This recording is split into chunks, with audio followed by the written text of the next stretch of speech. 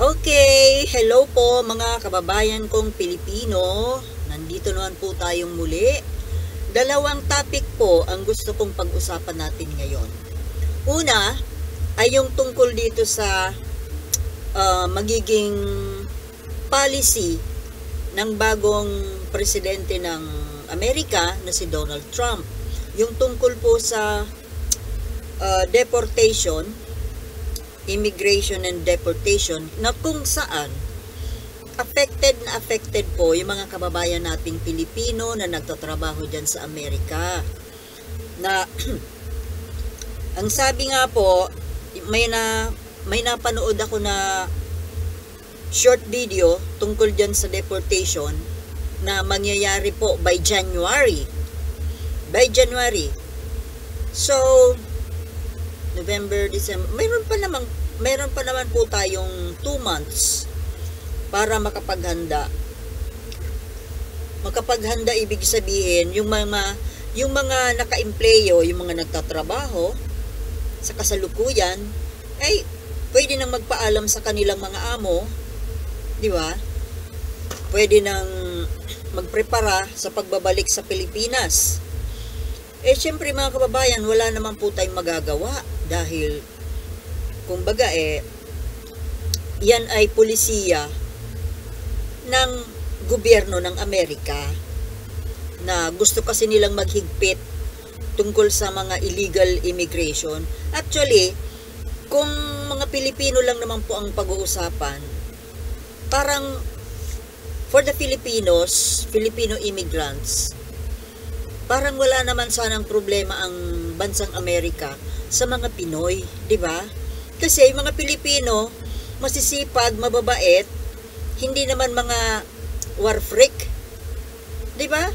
Gustong-gusto nga ang mga Pilipino ng mga foreign employers, di ba? Ang meron yata silang masyadong problema sa yung mga Muslim extremist, yung mga, kasi sa tingin ko, iniiwasan ng Trump government, incoming Trump government, yung pagpasok nga po kasi ng mga terorista. Parang yun ang unang-unang dahilan kung bakit nagkakaroon sila ng paghihigpit na ganito. At saka isa pa, yun nga kasi pong mga trabaho na kumbaga para sa mga Native Americans ay naaagaw kasi ng mga foreign immigrants, 'di ba? Naaagawan sila. But parang tila yata mayroon itong magiging consequence para sa American nation economy. Kasi bakit? Ito pong mga foreign workers na ito, undocumented man o hindi, malaki po ang nagagawa nito sa ekonomiya ng Amerika, di po ba? Una, usually, ang mga napupunta na mga trabaho sa mga foreign immigrants, lalo na yung mga galing sa mga developing, mga underdeveloped countries, mga third world countries, kasama na tayo doon, yung mga trabaho po na inaayawan ng mga kano. Di ba? Mga menial jobs, mga, sabihin na nating mga dirty jobs. Ang gumagawa naman yan, hindi naman mga puti, kundi yung mga taga Southeast Asia, yung mga tagagaling nga po sa, hindi lang Pilipinas, hindi lang Southeast Asia, marami yung mga third world countries nga po, na kumbaga, parang mayroong konting mali dito sa policy na ito na baka pagdating ng oras, pagsisihan din ito ng policy making body ng Amerika. Paano pag naubos? Kasi mass deportation nga Kung i-deport nila lahat ng mga foreign workers na yan na undocumented, na tumatanggap ng mga trabaho na hindi tanggap ng mga kano, o di sino na ngayon ang gagawa nun? Baka kayo rin ang magsisi, di ba mga kababayan? Baka pagsisihan din ninyo yan. Kasi nga kung pinalayas nyo na Pinalayas nyo na yung mga housemaid, yung mga house cleaners dyan, yung mga basurero dyan, yung mga nagtatrabaho ng mga hindi katanggap-tanggap sa mga sosyal at mga high class na kano. Di ba, mga kababayan? Baka mamaya ang mangyari niyan, pababalikin din nila yan ng palihim. Yun ang parang hindi nila napag-isipan Sa totoo lang, itong mga inaayawan nila ng ilan dyan, ang umaayaw lang naman kasi dito yung siguro yung mga alta sosyudad. Pero, mga kababayan, di ba, alam natin yun. Kaya dumarami yung mga foreign workers na sabihin natin mga blue collar, di ba? Blue collar jobs. Kasi nga, kaya sila nagpupuntahan dyan kasi alam nila na mayroong pag-asa silang matatrabaho dahil sinasalungan nila. Di ba mga kababayan? Tayo ang sumasalo doon sa mga trabahong ayaw nila. O ngayon, ito na lang yung tungkol sa mga domestic help. Paano pag dumating ang panahon na ang Pilipinas ay naging superpower? Hindi na tayo mangingibang bayan para maging mga katulong yung mga trabahadores.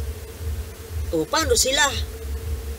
Well, meron din naman kasing ibang bansa na mga pobreng bansa na kagaya natin na panggagalingan. Pero alam nila na walang tatalo sa galing at pagiging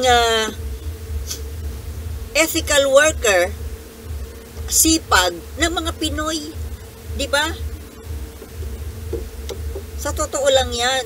Baka mamaya magsisi kayo pag i-deport ninyo lahat yung mga Pilipino. I will speak about the Filipino kasi may pakialam tayo doon. Itong mass deportation na ito, gusto ko ito para yung mga unwanted nila, kagaya ng mga Chinese, na pupunta doon para mag-spy, mga terorista, mga mapagsamantala ng freedom, mga ibang lahi ba? Ang lahi natin Pilipino, hindi naman ganun Pumupunta tayo ng Amerika, pumupunta tayo ng ibang bansa para maghanap buhay lang. Hindi para gumawa ng gulo. Di ba mga kababayan? But then, kung yan po ang magiging policy ni Trump, ng bagong magiging American leader, wala tayong magagawa kasi bansa nila yan Even dito sa atin sa Pilipinas, ayaw din naman natin ng mga foreigner na pasaway, di ba? At karapatan din natin na huwag tumanggap. Karapatan din natin na mag-deport. Kasi bansa natin ito. Wala tayong magagawa dyan. Kasi batas nila yan. Policy nila yan. Ang magagawa na lang po natin, ito pong mga Pinoy na kababayan natin na mapapauwi, wala po tayong magagawa mga kababayan na nandyan sa Amerika na masasali dito sa mass deportation. Wala po tayong magagawa. But, meron kasi po akong kakapanood lang na video tungkol dito sa dalawang tech billionaires na Amerikano. Ito nga pong si Elon Musk at saka itong si Bill Gates na mukhang mag-i-invest ng malaki, trillions of dollars investment na magnenegosyo dito. Baka dito po mga kababayan nating mapapauwi ng Pilipinas, baka magkaroon din naman pong kapalit na trabaho dito. Ito nga po na bubuksan itong dalawang American tech billionaires na ito na magdudulot po ito ng employment. Magge-generate siya ng employment. Napakalaking business po ang binabalak na buksan itong dalawang ito, si Bill Gates at saka si Elon Musk. Oh, kaya siguro wag naman tayong malungkot. After all mga kababayan, kung nag-ilang taon naman kayo dyan na, siguro medyo nakaipon na rin kayo. Kung tumagal kayo dyan ng 5 years, 10 years, siguro nakaipon, nakapagpundar na rin kayo dito sa Pilipinas. Nakapagpag-graduate na rin po kayo siguro ng mga anak ninyo, ng kapamilya ninyo. O, yun na lang po, medyo pasalamat na natin yun. Kahit pa paano, nagkinabang na tayo sa katas ng Amerika. O, ang ipinagtataka ko naman, well, wala po kasi akong alam sa kalakaran dyan sa Amerika kasi di pa ako nakakarating dyan. Bakit naman kasi inabot kayo ng ganun katagal na hindi kayo naging legal? Sa anumang paraan, whether nakapag-asawa kayo dyan o nagkaroon ng kung ano man na visa na magiging legal kayo, baka hindi naman nyo po kasi inasikaso. Baka kasi magastos o kung ano man. Kasi baka naman masyado tayong naging kampante na kasi ganito yung Amerika. Very welcoming. Ngayon lang kasi nangyari yan eh. Itong pagbabalik ni Trump, di po ba? Ngayon lang siya nangyari. Kaya, kumbaga parang hindi na paghandaan ano.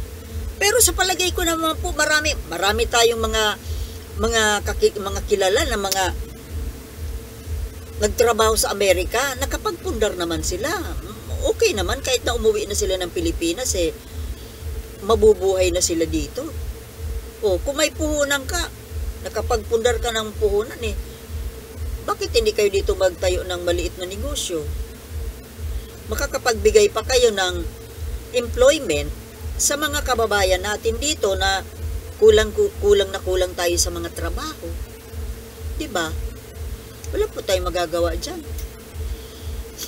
Ang masasabi ko lang, kahit papaano, kung gaano man kayo tumagal sa Amerika, kahit papaano kumbaga nakadede na kayo sa gatas ng Amerika, 'di ba?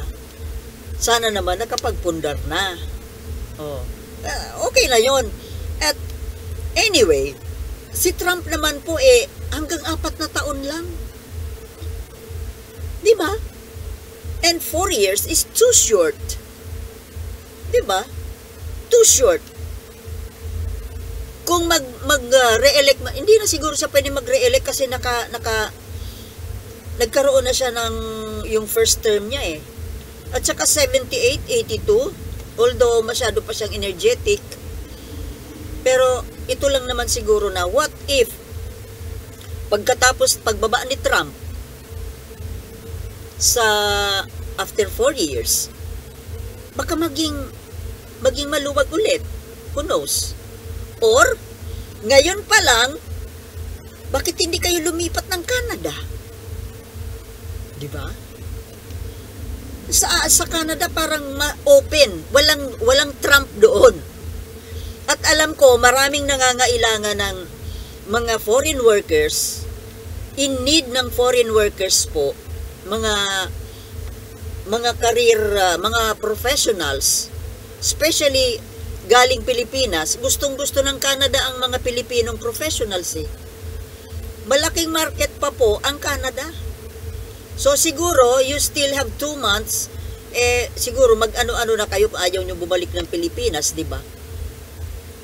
Tatawirin nyo lang yung nasa kabilang lang ang kwan eh. Wala namang dagat na datawirin eh. 'Di ba? Magkatabi, magkapitbahay. Malaking potential po mga kababayan ko diyan sa Amerika na nanganganib maliport. Yung Canada po.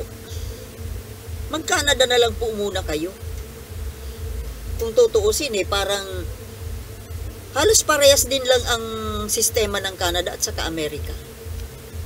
Parang mas friendly pa nga yata ang Canada. Walang gaanong mga krimen sa Canada kaysa dyan sa Amerika. Di ba mga kababayan? So, yun lang po ang gusto kong masabi dito sa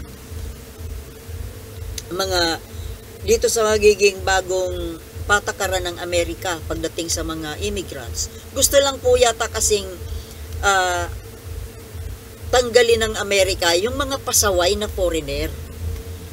Not necessarily yung mga Pilipino na alam naman natin mga Pilipino ay hardworking na matinong nagtatrabaho lang naman. Hindi naman po kasi pwedeng piliin eh. Kailangan lahat eh. 'Di ba? Hindi naman pwedeng maging selective ang Amerika sa isang policy. Kailangan lahat. Yun nga lang po. May panahon, buti nga in-announce ngayon, hindi biglaan eh. Mayroon pang 2 buwan. Apply na po kayo sa Canada. 'Di ba?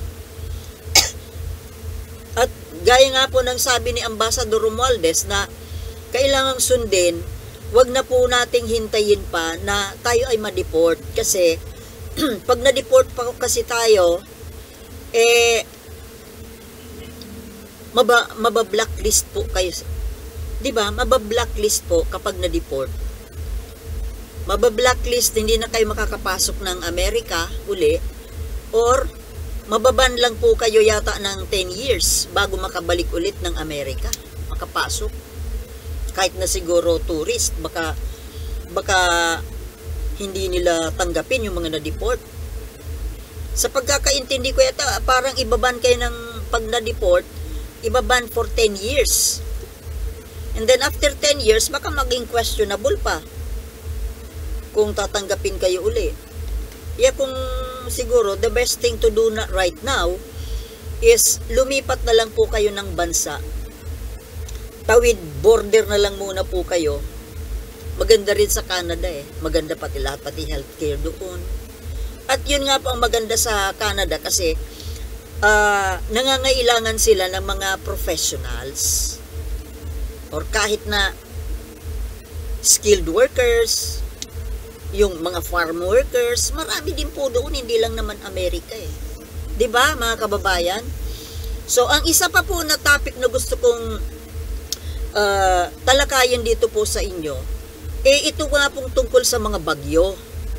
Kung napapansin natin, ganito kasing panahon, talagang ang bagyo talagang tatagta rin tayo ng bagyo. Ayan, ang bagyo, sunod-sunod eh. Linggo-linggo. Hindi pa nakakaalis yung isa, mayroon na namang kasunod. Naalala ko tuloy nung, was it 2020 or 2019, na nagkaroon tayo ng, November din po yun eh, I know, end of October, saka beginning of November, na nagkaroon tayo ng 7 bagyong sunod-sunod. 7 sunod-sunod. At malalakas na bagyo, at dito po yung tumama sa Bicol. Nagkaroon pa nga po, naalala ko yung pinakamalakas na bagyo na naranasan ko na umabot ng signal number 5. Remember yung Typhoon Rolly? 'Di ba? Naputol yung tulay namin diyan. Ang tagal namin naghirap diyan sa nung nawala ng tulay eh. Umiikot kami sa malayo. Pero yun ang pinakamalakas mga kababayan kasi umabot ng 365 pa nga yata yun eh. Kilometers per hour. Oh. Saan ka? Mas malakas pa yun sa Yolanda eh. Actually, yung bagyong Rolly, hindi naman po sana yun dito. Nakatumbok po yun sa Baler Aurora. Doon po yung destino niya. Kaya medyo nagkurukampante kami. Although talagang wala kasi akong tiwala sa bagyo eh. Hindi po sa hindi po sa Pag-asa, hindi po sa anunsyo, kundi ang behavior po ng bagyo, wala po akong tiwala. Kahit na yan kasi sa iba-ibang mga experiences namin dito sa bagyo, kahit yan sa announcement ito ang tinutumbok na direksyon. Last minute nag-iiba po ng direksyon eh. Remember po yung Yolanda? Yung Yolanda at the start, ang tinutumbok po noon, Bicol. Kaya nag-prepare kami ng gusto noon, yung Yolanda po. Bicol talaga yung target noon. Pero last minute, nag-iba ng direksyon, bumaba. nagpa-south. Kaya sa Visayas po tinamaan, sa Tacloban. Supposed to be Bicol yun eh. Anyway, at ito naman po nung Typhoon Rolly na signal number 5 inabot. Supposed to be ang tumbok po nun is Baler Aurora. Pero nag-iba rin po ng direksyon. Kaya Bicol po yung tinamaan. Dito mismo sa Albay. Albay mismo. Bali 3 sunod-sunod na bagyo yon na dito puro sa Albay. Dito mismo sa amin yung landfall. Kaya kumbaga ako, I do not trust the behavior of a typhoon.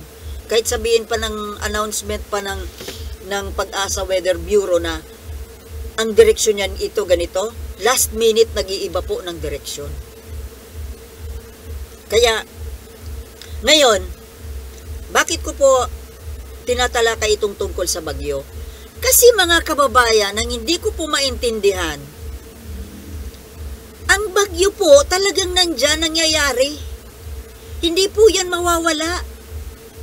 Ang ibig ko pong sabihin, sa gobyerno natin, hindi lang itong gobyerno ni PBBM, kundi yung mga past governments, mayroon tayong mga scientist, bakit wala tayong ginagawa na makontrol ang bagyo? O, wag niyong sabihin na kabaliwan yung iniisip ko. Kaya pong, ako kasi, idea ko to.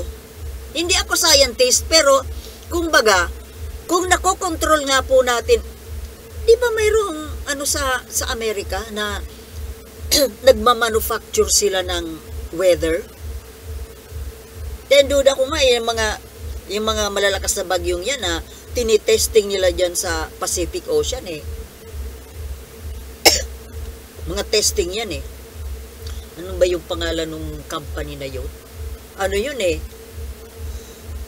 Discrete na yun eh, nag-ooperate nagmamanufacture ng weather. Ngayon, kung namamanufacture ang weather, pwede rin nating makontrol. Ang tawag ko po dyan is tame the weather. Tame. T-A-M-E. Yung laruin po natin yung weather. Especially na ang hindi po natin makokontrol as of now, yung lindol. Kasi ang lindol bigla na lang. Wala pa tayong naiimbento na technology para ma-detect, ma-predict ang lindol. Pero ang bagyo napipredict. At saka alam natin kung nasaan ang bagyo. Bakit hindi po makaisip ang mga siyentipiko natin ng isang paraan na ang bagyo ay makontrol? Ito siguro masyadong far-fetched na pag-iisip ko to. Na, di ba dun sa Holland, sa Netherlands, mayroon doon na yung malalaking windmills.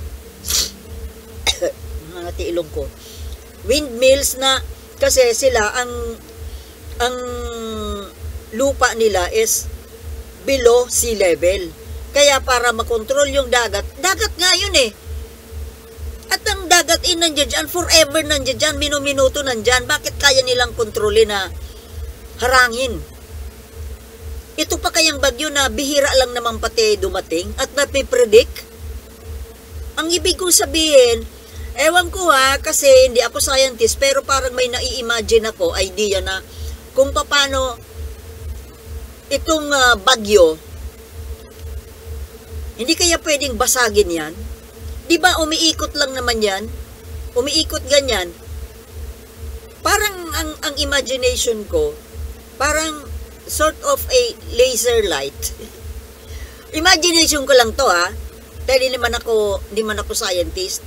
Imagine lang, idea lang, na yung paparating na bagyo habang nandun pa sa dagat, paano kung targetin yan ng isang super powerful na something, anything, something, nang sa ganun ay mabasag yung, Di ba pag mag-ano kayo, isang palanggana, o kahit na yung tubig sa baso, di ba pag inaano natin, ini-stir, tapos pag in-stir natin ng pabaliktad, nababasag siya. Ganun pong ibig ko sabihin. Para sa akin po kasi, hindi porkit binabagyo tayo, ihahayaan na lang natin na binabagyo tayo, lalo pat palakas ng palakas ang mga bagyo ngayon. May matatalino tayong mga tao, mga scientist, anong ginagawa ninyo? Ba't hindi kayo mag-isip kung paano babasagin ang mata ng typhoon? Yang mata ng bagyo? Habang nasa dagat, whatever na pangbasag, rocket man yan, whatever, laser light, whatever. Kung ang pinag-aaksayahan ba nitong mga matatalinong mga genius na scientist, nagagawa na nga ninyo na i-divide yung atom, na indivisible atom? Ito pa kayang eye of the typhoon, hindi nyo kayang basagin? Oh, anong ginagawa ng mga genius natin dyan, mga utak? Nakakagawa kayo ng atomic bomb, nuclear bomb. Pinag-isipan ng gusto. Pinag-anuhan ng mga utak ninyo. Pag sa pampatay ng tao, gumagana ang mga utak. Sige nga, paano kayo nakapag-imbento ng nuclear bomb? Pampatay ng tao. Hindi lang basta tao. Humanity. Pero itong pang-control sa calamity na kailangan para buhayin yung tao, hindi magawa. Pero yung pampatay sa tao, kayang gawin. Bakit yung bala ng baril, na imbento yan, yung baril na imbento, pero itong pangbasag sa bagyo, hindi, imposible? I don't think so. Bakit hindi yan pagtuunan ng pansin? Kasi pag binasag mo yung mata ng bagyo, siyempre magdi-disintegrate yan. Dumating man yan dito sa kalupuan, ulan na lang po, ulan. Hindi yung malakas na gustiness ng bagyo. Kasi kailangan pong maiwasan yung pagdating ng mga bagyo dahil sobra grabe po ang nagiging distraction sa tao. Sa livelihood, sa property, sa life. Hindi po sapat mga kababayan na paayu-ayuda lang tayo. Ayu-ayuda. Gastos, masyadong malaking gastos para sa gobyerno na every time na may bagyo, ayuda, billions of pesos. Bakit hindi yung billions of pesos na yan i-finance sa isang scientific study na kung paano yung eye of the typhoon ay mabasag, ma-disintegrate? Is it far-fetched? I think not. Political will lang po yan. Kung talagang gusto ng gobyerno na mabawasan tayo ng problema, buti na lang kayo mga nasa gobyerno, magaganda ang bahay ninyo. Matitibay ang mga bahay ninyo. Paano naman yung mga tao, yung mga mahihirap na patakas-takas, pa-evacuate? Pagkatapos aayudahan lang ng ilang kilong bigas? My goodness! Kailangan po, tawag dito, nawala tuloy ako yung problema, yung pinaka puno ng problema, yun ang solusyonan. Yung bagyo. Forever na lang tayo magsasuffer sa bagyo.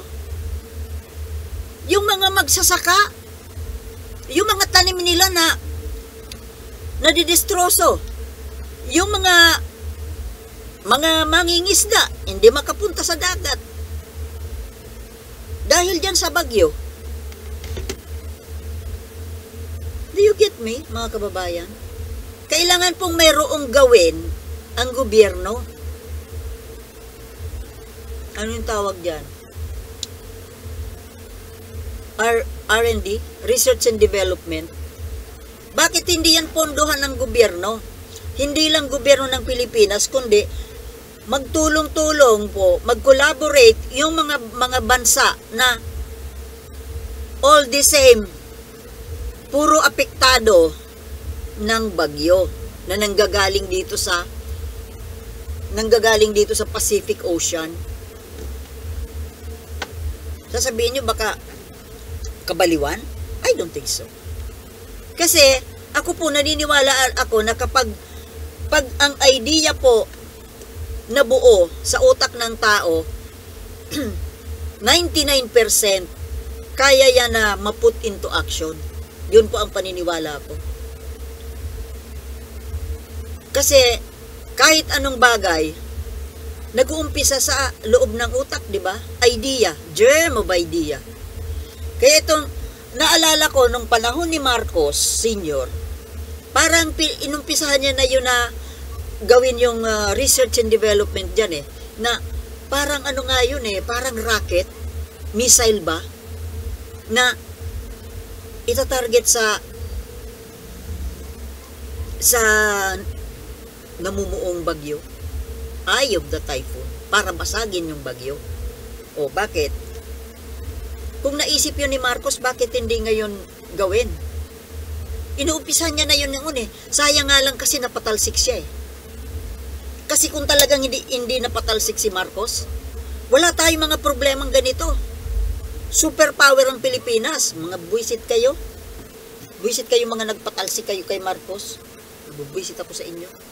Tapos ngayon wala namang kasing talino ni Marcos na pumalit sa kanya. Even si BBM. Ano ba yun? Puro na lang pahatid-hatid ng ayuda? Ano ba yan? Hanggang gano'n lang ba? Ayuda? Hatid-hatid ayuda? Sa totoo lang, paghahatid ng ayuda, no need na ikaw mismo BBM ang pagpunta dyan. Alam mo naman na maraming naghahangad ng to harm you. Tapos ikaw pa mismo ang pupunta dyan. Bakit? Ano ang ginagawa ng DSWD at saka mga local LGU? Mga LGU, DSWD, ano ginagawa naman? Bakit ikaw pa ang maghahatid? O baka naman kasi na ano ka kasi sasabihin ng mga anti-Marcos na tuwing may bagyo hahanapin ng Pangulo. Nasaan ang Pangulo? Magpapaniwala ka doon. Huwag mo nga silang pansinin.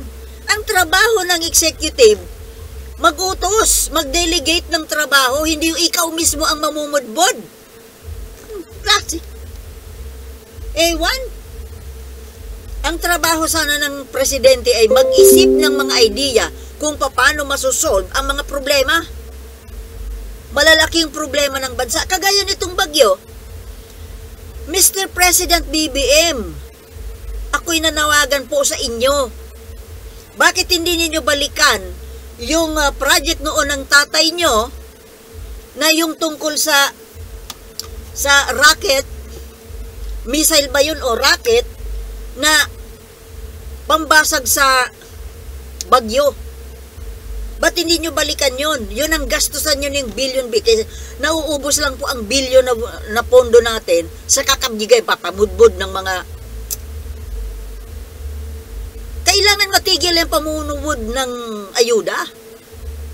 Hindi pwedeng ganyan Kasi lalo ang bagyo po, masyadong malaki ang distraction na ginagawa dito sa bansa natin.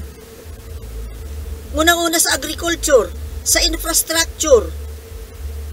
Kailangan pong matigil yan. Diyos ko naman. Ewan ko dito sa mga nasa gobyerno na to. Inutil. Bubobo. O ikaw na maging Pangulo. Sana nga, ako maging Pangulo dyan, di gagawa ako ng ganyan. Yung pambasag sa mata ng bagyo. Dahil ako, sobrang pinagdaanan namin ng lahat na lakas ng bagyo dito sa amin sa Bicol. Kahit na dyan sa Lindol, mayroon akong naisip na ano dyan eh. Para hindi magiba ang bahay eh. Oh, mayroon kayo niyan? Paano hindi magigiba ang bahay tuwing maglilindol? Oh, mayroon ako niyan. Gusto nyo malaman? Interviewin nyo ako. Kahit na yan sa yung drug problem na yan, mayroon akong solusyon dyan na everybody is happy. Oh, 'di ba? Sus, political will lang yan eh. Common sense. Anyway, mga kababayan, ito po yung dalawang topic na gusto kong i-discuss sa inyo. Hanggang dito na lamang po kasi nangangati na naman ng lalamunan kung mauubo na naman nga ako. So, maraming salamat po sa panunood. Nakakatawa ba yung sinabi ko tungkol sa bagyo? Bahala kayo magtawa. Sa akin ang iniisip ko, practical solutions. So, anyway, mahalin po natin ang ating bayan dahil ito lamang po ang nag-iisa nating tahanan. Hanggang sa muli, maraming salamat. Thank you for watching and I'll see you soon. Peace.